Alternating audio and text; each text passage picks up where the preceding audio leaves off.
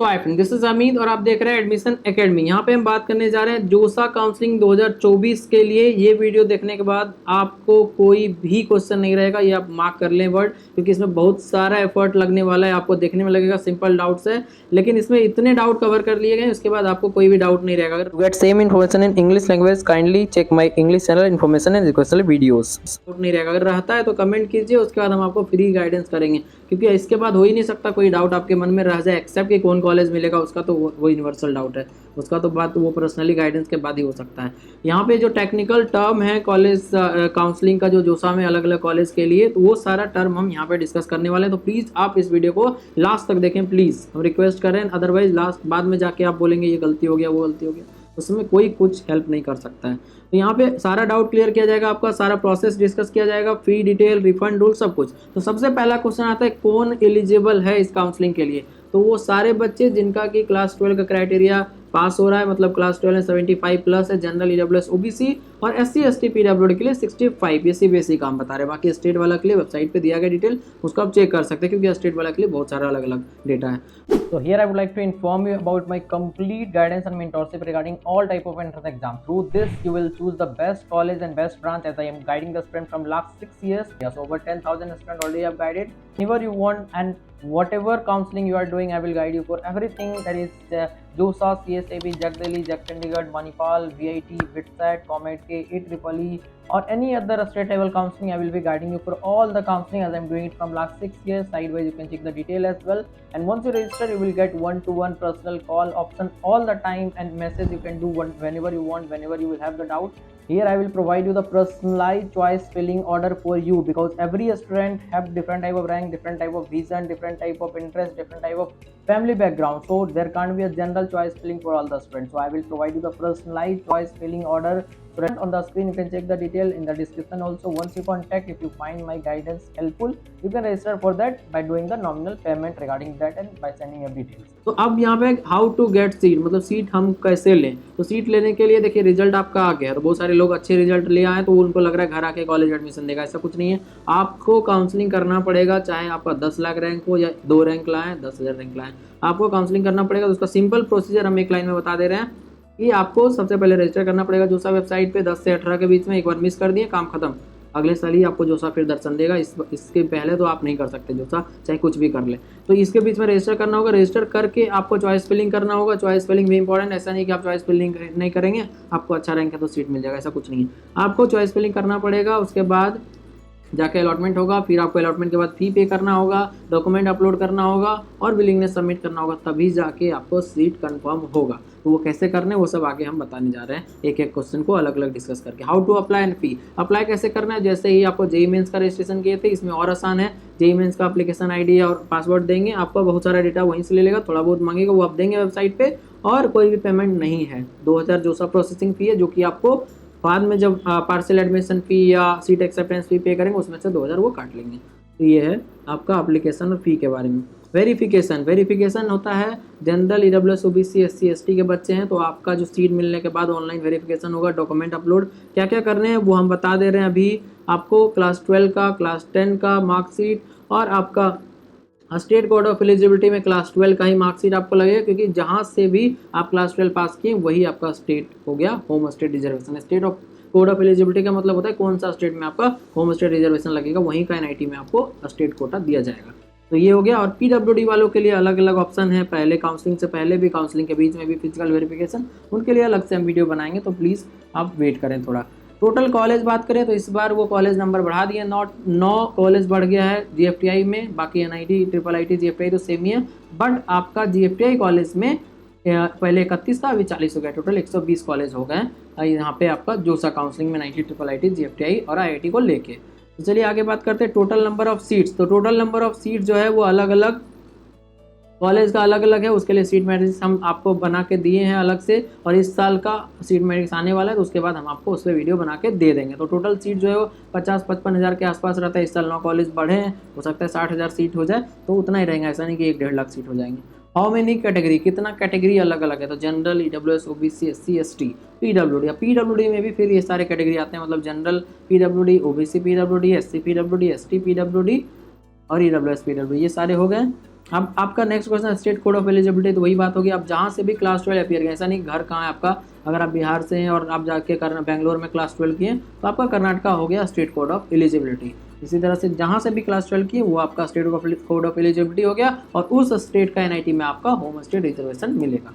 तो ये हो गया आपका स्टेट कोड ऑफ एलिजिबिलिटी। अब बात करते हैं नेक्स्ट सीआरएल और कैटेगरी रैंक। तो ये सारे क्वेश्चन जो है ना, ये एक एक क्वेश्चन के लिए एक एक वीडियो लोग बनाएंगे और आपका टाइम वेस्ट होगा। तो प्लीज़ अब इस वीडियो को लास्ट तक देखें और अपने दोस्त को प्लीज़ इसको शेयर करें, इससे उसको नहीं आईआईटी मिल जाएगा, बट हाँ ये करने से उसको गलती नहीं होगा और आप उसका जो भी रैंक है उस पर वो अच्छा से कॉलेज ले सकता है। अगर गलती होता है तो बहुत प्रॉब्लम हो जाएगा और टाइम भी वेस्ट भी नहीं होगा अलग अलग वीडियो देखने से। तो सीआरएल और कैटेगरी रैंक, तो मान लो आपको 10 चॉइस भरे हैं तो आपका ध्यान से सुनिए, एकदम समझ में आ जाएगा तब जाके आपका प्रॉब्लम नहीं होगा। नहीं तो आप बोलेंगे भैया हम तो ओबीसी से थे, मेरा जनरल पे क्यों सीट दे दिया गया है। तो 10 चॉइस है, मान लो 8 नंबर सीट आपको मिल रहा है आपका जनरल रैंक से, और आपको 7, 6, 5, 4, 3, 2, 1 में से कोई भी नहीं मिल रहा है आपका ओबीसी रैंक से, मतलब वो इतना है कि उसका कट ऑफ आपका टच नहीं हो पा रहा है। तो जनरल रैंक से भी 8 नंबर मिल रहा है, ओबीसी रैंक से भी 8 नंबर ही ऑप्शन मिल रहा है आपको, तो वो आपको जनरल रैंक के अगेंस्ट दे देंगे और उसमें आपको लगेगा हम तो ओबीसी हैं, मेरा ओबीसी रैंक क्यों नहीं यूज़ किया गया है। तो वो ऐसा कुछ नहीं है कि वो जानबूझ के किए हैं, बस वो रूल है तो उसी तरह से चलता है। पहले जनरल रैंक से चेक करेंगे, फिर आपका कैटेगरी रैंक से, और दोनों से अगर सेम कॉलेज मिल रहा है तो जनरल देंगे। मान लो 7 नंबर आपको मिल रहा होता तो ओबियसली वो ओबीसी कैटेगरी रैंक पे वो दे देते, लेकिन मिल ही नहीं रहा तो फिर जनरल वाला ही देंगे। उसका ये मतलब नहीं कि आपको बेनिफिट नहीं मिला, नेक्स्ट राउंड में हो सकता है ओबीसी रैंक पे आपको मिल जाए, तो उसके लिए परेशान नहीं होना है। अब बात करते हैं व्हाट अबाउट फीमेल। फीमेल के लिए 20% सीट हर एक कॉलेज में रिजर्व है, एनआईटी, आईआईटी, ट्रिपल आईटी, जीएफटी में भी कुछ कुछ कॉलेज में रिजर्व है। अच्छा, फीमेल में एक चीज़ और बता दें, फीमेल लोगों को, कुछ लोगों को लगता है फीमेल का अलग से कोई मेरिट रैंक होता है, ऐसा कुछ नहीं। आपका जो रैंक है वही रहेगा, general, EWS, OBC, SC, ST, उसी का यूज़ करके दिया जाएगा। बस आपका फीमेल का अलग से रिजर्वेशन है, इसलिए आपको ज़्यादा रैंक तक भी कॉलेज मिल जाएगा। मान लो एससी में मेल को कहीं 5,000 रुपये मिल रहा है तो फीमेल को हो सकता है 5,500, 6,000 रैंक तक भी मिल जाएगा। तो इसके बाद बात करते हैं seat conversion. Seat conversion rule जो है ये जोसा काउंसलिंग में नहीं अप्लाई होता है। आप अगर एससी कैटेगरी से हैं, एससी में जितना सीट है वो आपके लिए अवेलेबल होगा, दूसरा कैटेगरी का सीट अवेलेबल नहीं होगा। जैसे कि जैक दिल्ली काउंसलिंग में होता है, 3rd राउंड के बाद आपका एससी का सीट खाली रह गया तो जनरल को दे दिया जाएगा। यहाँ पे ऐसा कुछ नहीं है, इसलिए एससी कैटेगरी, एसटी कैटेगरी का कट ऑफ बहुत ज़्यादा रैंक तक जाता है, क्योंकि कुछ लेने वाले लोग ही नहीं होते हैं नीचे के ब्रांच में। तो आगे बात करते हैं प्रिपरेटरी रैंक। प्रिपरेटरी रैंक बोलते हैं अगर आपका JEE advance, SC, ST, PWD को ये दिया जाता है, जनरल, ईडब्ल्यूएस, ओबीसी को नहीं। अगर आपका कट ऑफ क्लियर नहीं हुआ जेई एडवांस रैंक लिस्ट का तो आपको कोई रैंक कुछ भी नहीं मिलेगा। लेकिन एससी, एसटी, पीडब्ल्यूडी का रिजर्वेशन कारण उनको एक प्रिपरेटरी रैंक दिया जाता है, जो कि अगर आप मान लो सब्जेक्ट वाइज 5 नंबर चाहिए बट आपका 2 नंबर आ रहा है मिनिमम, या 0 आ रहा है, लेकिन किसी एक सब्जेक्ट में मान लो कट ऑफ क्लियर नहीं हो रहा है या कुछ भी हो रहा है, कट ऑफ क्लियर नहीं हो पा रहा है, एक मिनिमम मार्क्स होता है जो कि आप स्क्रीन पे देख सकते हैं कट ऑफ प्रिपरेटरी कोर्सेज के लिए। तो उस कट ऑफ तक अगर आपका जाता है और मेन कट ऑफ तक नहीं जा पाता है, उसके बीच में रहता है, तो आपको प्रिपरेटरी रैंक दे दिया जाएगा। तो अब बात करते हैं प्रिपरेटरी कोर्स के बारे में। तो प्रिपरेटरी कोर्स क्या होता है, जिनको प्रिपरेटरी रैंक मिला उनको प्रिपरेटरी कोर्स दिया जाता है। ये 1 साल का कोर्स होता है आईआईटी में, और 1 साल में 2 एग्जाम होता है, उसमें पढ़ाया जाएगा आपको सिंपल वही 11-12 का मैथ, फिजिक्स, केमिस्ट्री, ताकि आप अगर चाहे नेक्स्ट ईयर का प्रिपरेशन करना वो भी कर सकते हैं, और उसको भी 40% अगर ले आए आप तो जो भी प्रिपरेटरी रैंक, मान लो सीएससी के साथ प्रिपरेटरी कोर्स मिला है आपको, तो अगला साल से सीएस कोर्स आपको बीटेक के लिए दे दिया जाएगा 4 साल के लिए। ये होता है रूल। और अगर आप प्रिपरेटरी कोर्स कर रहे हैं तो नेक्स्ट ईयर फिर से ये एडवांस दे के फिर से ले सकते हैं। और प्रिपरेटरी कोर्स में सीट कहाँ से आता है, तो सीट वही होता है, मान लो एससी कैटेगरी में 50 सीट था, 45 फिल हुआ, 5 खाली रह गया किसी कॉलेज का, तो आपको वो 5 जो सीट है वो एससी प्रिपरेटरी कोर्स रैंक वाले को दे दिया जाएगा। अब बात करते हैं सीट एक्सेप्टेंस फ़ी। सीट एक्सेप्टेंस फ़ी जो है वो 20,000 और 40,000 होता है, जनरल केस का 40,000 और रिजर्व कैटेगरी का 20,000। आफ्टर गेटिंग सीट के बाद क्या क्या करना होता है, सीट मिलने के बाद सीट एक्सेप्टेंस फ़ी पे करना होगा, कैटेगरी के हिसाब से भी बता दिए आपको कितना लगेगा। और आपको डॉक्यूमेंट अपलोड करना होता है। डॉक्यूमेंट में आ गया क्लास 10, 12 का मार्कशीट, फिर स्टेट कोड ऑफ एलिजिबिलिटी में भी क्लास 12 का मार्कशीट, और उसके बाद आपका आधार कार्ड, और उसके बाद आपका जो है फ़ी रिसिप्ट जो भी है, और आपका कैटेगरी रैंक, ये सारे ऑप्शंस रहेंगे, उसको अपलोड करना है ताकि आपका अप्रूव हो जाए। अप्रूव नहीं होता है बहुत सारे केस में, बहुत प्रॉब्लम भी होता है, वो सब के लिए हम यहाँ पे अवेलेबल हैं गाइडेंस के लिए। आप जब भी चाहे मेरे से जुड़ सकते हैं। 1-to-1 गाइडेंस, चॉइस फिलिंग के लिए 1-to-1 सर्विस मिलेगा आपको। ये नहीं कि सारे बच्चों को एक साथ जूम में जोड़ लिया जाए, ये कंसेप्ट नहीं है जो सबको एक चीज़ दिया जाए। यहाँ पे आपका कैरियर का डिसीजन हो रहा है तो 1-to-1 जुड़ना इंपॉर्टेंट है। आप जब चाहे मेरे से कॉन्टैक्ट कर सकते हैं, एक नॉमिनल चार्ज लगेगा, उसके बाद हम आपको अभी से एडमिशन तक गाइड करते रहेंगे हर एक प्रोसीजर के लिए, ताकि आप कोई मिस्टेक ना करें और आपका 2-3 साल का जो मेहनत है वो सही से यूज़ होके आपको रैंक मिल सके। और सिर्फ जोसा नहीं, बाकी जितने काउंसलिंग आप कर रहे हैं सबके लिए नेक्स्ट सेक्शन में आप चेक कर सकते हैं डिटेल। यहाँ पे हम बताने जा रहे हैं आपको अपना कंप्लीट गाइडेंस में क्या क्या प्रोवाइड करेंगे हम, और आपको किस तरह से हेल्प मिलेगा इससे। कंप्लीट गाइडेंस जो होता है वो अभी से लेके जब से भी आप कांटेक्ट करते हैं तब से लेके एडमिशन तक का कंप्लीट गाइडेंस, मतलब जो भी प्रोसेस होगा उसके लिए हम हेल्प करेंगे। चॉइस फिलिंग, जो पर्सनल चॉइस फिलिंग है वो हम करके देंगे आपको। राउंड वाइज डिस्कशन होगा कि क्या आप करना चाहिए, स्टॉप करना चाहिए, नेक्स्ट राउंड में जाना चाहिए नहीं, वो सारा चीज़ हम आपसे डिस्कस करते रहेंगे रेगुलरली, ताकि आप एक अच्छे काउंसलिंग करके अच्छे कॉलेज में जा सकें विद बेस्ट ब्रांच। और ये काउंसलिंग सारे तरह के काउंसलिंग के लिए दोसा, CSAB, जैक वैली, JAC Chandigarh, MSc, CT, VIT, Manipal, COMEDK, AEEE, जितने भी तरह के काउंसलिंग अक्रॉस इंडिया सारे के लिए हम गाइड करेंगे आपको। कंप्लीट प्रोसेस जो होता है स्टार्टिंग से लेकर एंड तक, जो कि चॉइस फिलिंग, डिसीजन मेकिंग, फिर डॉक्यूमेंट अपलोड और उसके बाद कॉलेज में जाके एडमिशन। और सबसे इंपॉर्टेंट ये है कि 4-5 ऑप्शन आपके पास रहते हैं या फिर 10 ऑप्शन भी रहते हैं कॉलेज के, तो किसमें लेना है वो सारा चीज़ डिस्कस करके बेस्ट जो होगा आपके लिए उसमें हम एडवाइस करेंगे, ताकि आपका 4 साल का बीटेक कोर्स और उसके बाद फ्यूचर करियर सही हो सके। तो चलिए आगे बात करते हैं सबसे इंपॉर्टेंट डिसीजन मेकिंग। इस पे आप बहुत सारा वीडियो यूट्यूब पे फाइंड कर सकते हैं, लेकिन यहाँ पे इस वीडियो में ही हम कवर कर रहे हैं इसको। Meaning of float, slide, freeze, withdraw, ये सारे 4 तरह के डिसीजन अवेलेबल होते हैं आपको। फर्स्ट राउंड के बाद कोई सीट मिलता है तब, सीट नहीं मिला तो आप क्या करेंगे, कुछ नहीं, नेक्स्ट राउंड का वेट कीजिए। लेकिन मिल गया तो ये सारे ऑप्शन है। फ्लोट का मतलब हमको ये सीट चाहिए, लेकिन नेक्स्ट राउंड में हमको अच्छा देखना है, अच्छा मिल गया तो पहले वाला सीट चला जाएगा आपका, फिर नेक्स्ट राउंड में फिर से इसी तरह का डिसीजन आपके पास रहेगा।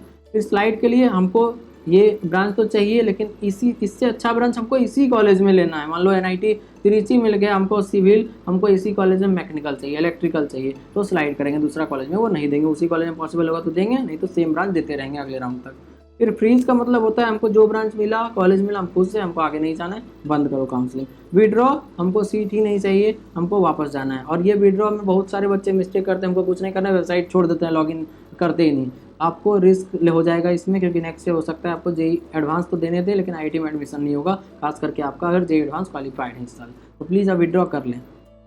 उसके बाद what if I don't pay, अगर आप पेमेंट नहीं करते हैं सीट एक्सेप्टेंस फी का तो आपका सीट कैंसिल हो जाएगा और आप काउंसलिंग से बाहर हो जाएंगे, दोबारा रजिस्ट्रेशन नहीं कर सकते। इसके बाद फर्स्ट NIT देन IIT, ये आप ध्यान से सुने कि पहले आपको NIT मिल गया पहले राउंड में। NIT का मतलब NIT plus system, NIT IIIT GFA, ये तीनों में से कुछ भी मिला, आप डॉक्यूमेंट अपलोड कर दिए, फी पे कर दिए, विलिंगनेस दे दिए। नेक्स्ट राउंड में आपको अगर NIT प्लस सिस्टम का ही मिलता है, मतलब NIT IIIT GFA, तब तो कुछ नहीं करना है, बस विलिंगनेस सबमिट कीजिए, अगला राउंड चले जाएंगे, या फिर फ्रीज कर सकते हैं तो वहीं पर सीट हो गया, या विड्रॉ भी कर सकते हैं तो रिफंड आ जाएगा। लेकिन अगर IIT मिल गया या फिर वाइस वर्सा, पहले IIT था फिर NIT मिल गया, इस केस में आपको फिर से डॉक्यूमेंट अपलोड करना पड़ेगा, क्योंकि दोनों के लिए अलग अलग वेरिफिकेशन सेंटर होते हैं, तो वो अलग से चेकिंग होता है, तो इसलिए वहाँ पर दोबारा करना पड़ेगा अपलोड। अब बात करते हैं कैन वी चेंज डिसीजन। अगर आप पहला राउंड में फ्लोट किए, दूसरा में स्लाइड कर सकते हैं, यस, विड्रॉ भी कर सकते हैं, कुछ भी कर सकते हैं, स्लाइड भी कर सकते हैं। तो इसके बाद आप अगर बात करें इफ़ रिजर्वेशन फेल्ड, सपोज कीजिए कि आपका जनरल EWS था, लेकिन EWS सर्टिफिकेट जो भी आप अपलोड करें वो रिजेक्ट कर दिए, तो अगले राउंड से जनरल हो जाएंगे। इसी तरह से SC से जनरल हो जाएंगे। या फिर PWD वेरिफिकेशन फेल्ड होता है तो आप उसी कैटेगरी का सेम कैटेगरी में आ जाएंगे। मान लो OBC PWD है तो OBC में आ जाएंगे, जनरल PWD है जनरल में आ जाएंगे। इसके बाद बात करते हैं वेरिफिकेशन इन कॉलेज में जब 5 राउंड एक्चुअली इस साल है, ये हम बहुत बार मिस कर रहे हैं, क्योंकि हर साल 6 राउंड होता है, इस बार 5 राउंड कर रहे हैं। तो 5 राउंड होने के बाद 15 दिन के अंदर आपको कॉलेज जाके सब कुछ करना होता है, अगर आप CSAB काउंसलिंग नहीं कर रहे हैं। अगर CSAB कर रहे हैं तो उसके बाद भी आपको टाइम मिलेगा। तो 15 दिन के अंदर आपको वहाँ जाना होता है, डॉक्यूमेंट सारे वेरीफाई होते हैं, आपका एडमिशन हो जाता है, वहाँ पे कोई फिजिकल वेरिफिकेशन नहीं होता है। तो अब बात करते हैं पार्शियल एडमिशन फ़ी, PAF इसको बोलते हैं। पहले था सीट एक्सेप्टेंस फी, जब आपको सीट मिलता है, लेकिन लास्ट में 5 राउंड के बाद पार्शियल एडमिशन फ़ी होता है, उसके बाद आपका प्रोविंशियल एडमिशन हो जाएगा, तब तक जब तक कि आप कॉलेज जाके फाइनल ना करा लें। तो ये आपको वहाँ पे वही 38,000 और 18,000 के आसपास ये रहता है, जो कि अलग अलग कैटेगरी के लिए, मतलब जनरल के लिए 38,000, बाकी सब के लिए 18,000। अगर आप PAF नहीं पे करते हैं तो पहले वाला जो पैसा था उसमें से 2,000 काट के रिफंड कर देंगे, 2,000 है जो सा प्रोसेसिंग फी, तो 20 की होंगे तो 18, या 40 की होंगे तो 38 वापस कर देंगे, आपका सीट कैंसिल हो जाएगा, काम खत्म। इसके बाद अगर आप प्रोसेस ऑफ रिफंड का बात करें तो 5 राउंड से पहले ही विड्रॉ करेंगे तो पैसा मिल जाएगा। उसके बाद PAF पे कर दिए, उसके बाद रिफंड चाहिए तो फिर कॉलेज से आपको बात करना पड़ेगा, उन पर डिपेंड करता है वो देंगे या नहीं। अब JEE एडवांस का एलिजिबिलिटी का बात करें, जो कि अगले सालों में आप दे सकते हैं या नहीं, तो इस साल अगर आप IIT ले लिए एडमिशन और ज्वाइन नहीं कर रहे हैं तो आपको अगले साल से एलिजिबल नहीं माना जाएगा। तो इसलिए आप टाइम रहते ही विड्रॉ कर लें और अपना प्रिपरेशन में लग जाए अगले साल का। तो ये था सारा कंप्लीट क्वेश्चन जोसा के रिगार्डिंग कंप्लीट प्रोसीजर हम डिस्कस किए। हमको नहीं लगता इसके बाद आपको कोई क्वेश्चन है तो कमेंट कीजिए। और आपको पर्सनल गाइडेंस चाहिए 1-to-1 जिसके लिए डिस्काउंट चल रहा है अभी, तो आप कॉन्टैक्ट कर सकते हैं। डिस्क्रिप्शन में सारा डिटेल, ऐप, वेबसाइट लिंक और मेरा व्हाट्सएप और आपका इंस्टा आईडी भी दिया गया है इसमें, उसको भी आप चेक कर सकते हैं। उससे आप कॉन्टैक्ट करके गाइडेंस ले सकते हैं 1-to-1। Thank you.